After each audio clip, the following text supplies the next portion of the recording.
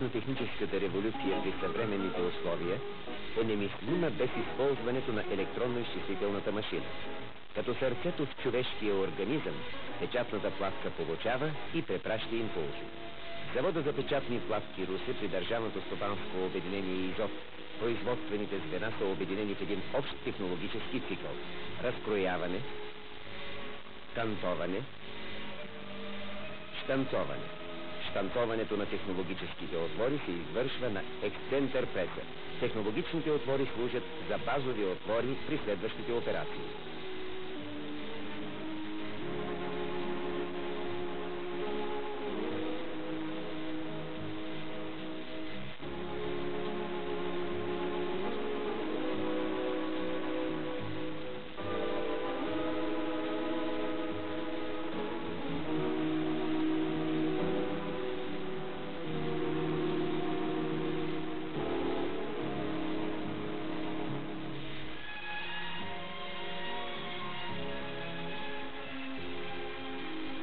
Експонацията при ситопечата се извършва на копир рама върху специално сито посредством позитиви.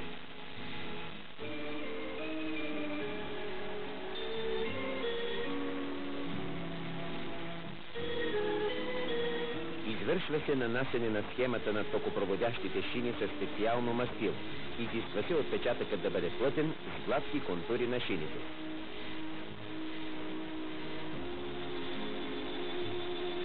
Всички места върху повърхността на печатната пластка, които не са защитени от мастилото или благородни метали, се разтварят със специални агресивни разтвори. Получава се очертаване на контурите. В процеса на работата концентрациите на реактивите се дозират автоматично. Контактуващата част куплунга на платката се посребрява и паладира. Това се извършва в вани с подходящ електролит. Отложеният слой метал е в размер на микрони и се контролира най-строго от експрес-лабораторията към участъка. Ето още един отговорен процес – пробиване на отворите. В завода за печатни пластки в Русе той се извършва от машини с програмно управление. С едно натискане на бутона старт от страна на оператора, по програма на перфолента се пробиват последователно без по-нататъчна намеса на човека всички програмирани отвори. Само едно от тези устройства заменя труда на 10 квалифицирани работници при отлично качество на извършената работа. Обрязването на платката по контур се извършва на ексцентър преса. Ето, че отпаднаха технологичните отвори и се получи завършена геометрия на платката. Премахването на офисния слой върху фолиото и осигуряването на блестящи повърхности създава предпоставки за качествено изпълнение на слойките. Тази най-важна операция при производството на печатни платки. На мястото на щифтовете, които сега служат за свързване на съответни шини на двете страни на платката, в скоро време в завода ще бъде внедрена метализация на отворите. Ето един момент от производството на платките, който е осезаем за окото. Броят на тактовете е в зависимост от броя на операциите. Всеки работник извършва операции по време на един такт. Работниците на завода са високо квалифицирани. Постигнато е добро качество на работа.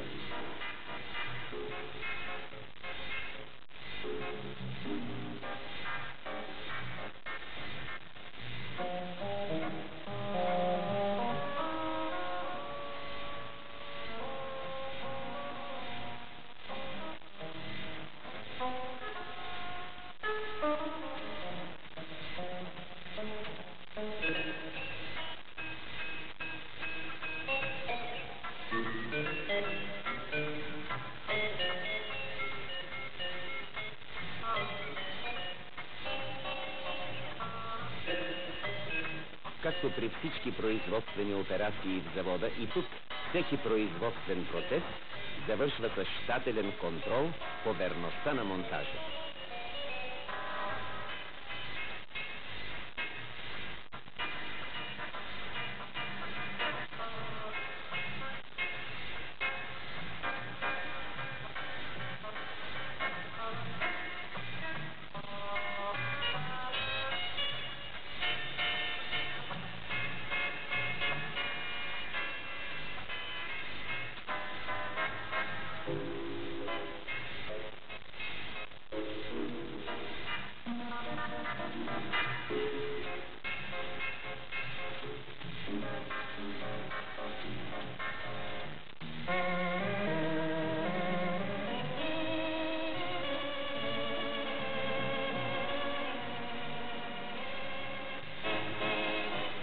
запояването на наредените с елементи платки основна роля играе машината за запояване. Разбира се, контролът от страна на работниците преди и след запояването е задължителен.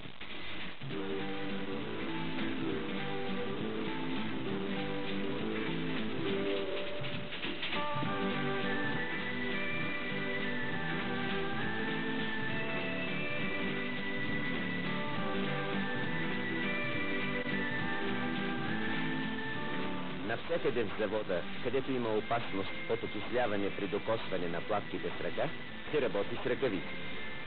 Ръцете се намазват и със специален препарат – биологични ръкавици. Те са профилактична мярка срещу евентуални замърсявания на кожата на ръцете.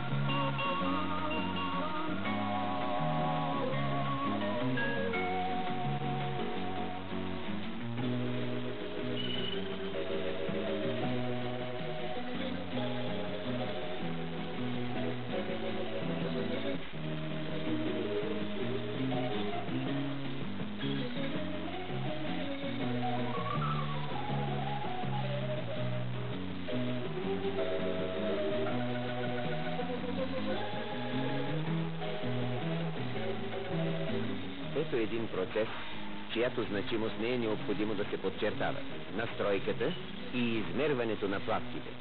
Високи са изискванията към електрическите параметри на платката.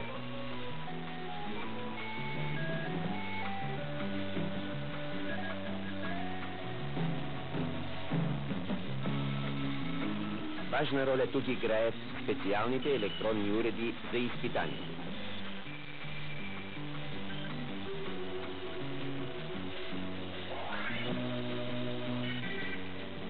Запазване качеството на платките, техническите им показатели се осигуряват чрез измиване с специални разтвори и консервиране с устойчиви лакове.